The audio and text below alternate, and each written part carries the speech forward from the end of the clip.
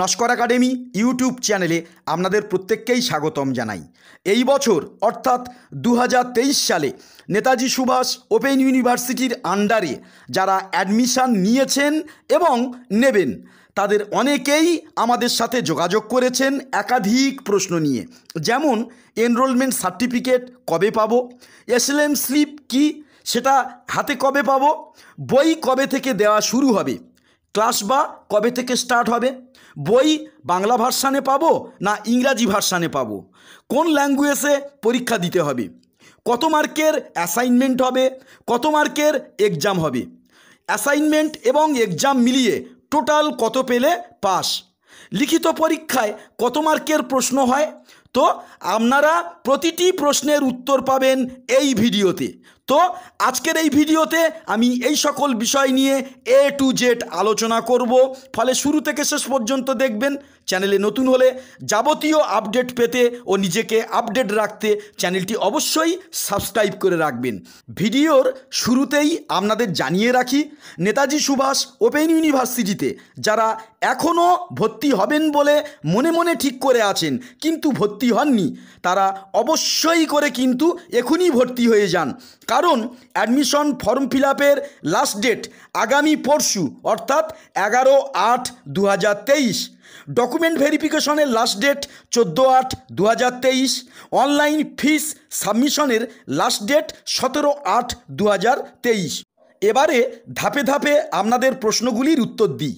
অক্টোবরের শেষ বা নভেম্বরের শুরুতেই আপনারা NSUর ওয়েবসাইট থেকে স্টাডি লার্নিং মেটেরিয়াল স্লিপ তথা এসএলএম স্লিপ ও এনরোলমেন্টের সফট কপি ডাউনলোডের সুযোগ পাবেন।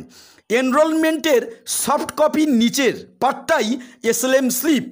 এনরোলমেন্টের নিচে যে কালো বর্ডার লাইন আছে ওখান থেকে এসএলএম স্লিপটি পৃথক করে নেবেন এনরোলমেন্টের সফট কপি থেকে। তো এই এসএলএম স্লিপ স্টাডি সেন্টারে জমা করলে তবেই কিন্তু আপনারা বই পাবেন।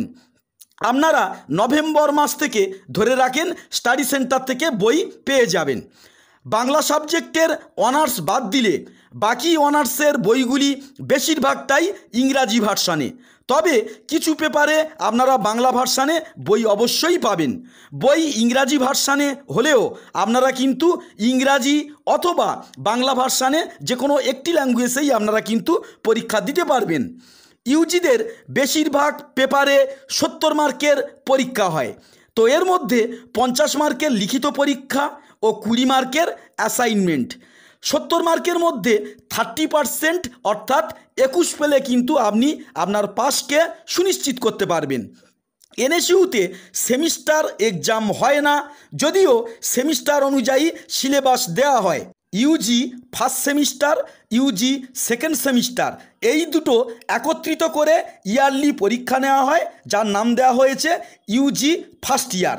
তো ইউজি ফার্স্ট ইয়ার বা প্রথম বর্ষে 4টি অনার্স পেপার, পাস 2টি পেপার, পরিবেশবিদ্যা, বাংলা বা ইংরাজির মধ্যে 1টি পেপার নিতে হবে।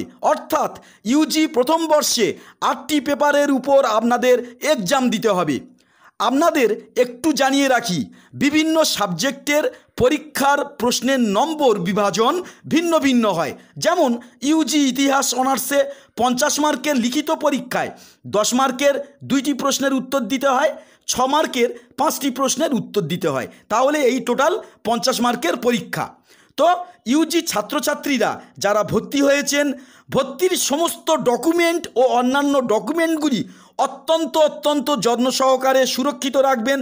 যেমন admission form, admission payment slip, রেনুয়ালের সফট কপি, এসএলএম স্লিপ, এছাড়া পরবর্তী ডকুমেন্টগুলি।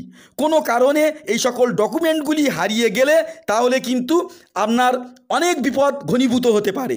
আরেকটি অত্যন্ত গুরুত্বপূর্ণ বিষয়ে আপনাদেরকে অবগত করে রাখি, ভর্তির সময় যে মোবাইল নম্বরটি দেবেন পড়াশোনা শেষ করা পর্যন্ত কিন্তু সেই নম্বরটি আপনারা কোনোভাবেই চেঞ্জ করবেন না।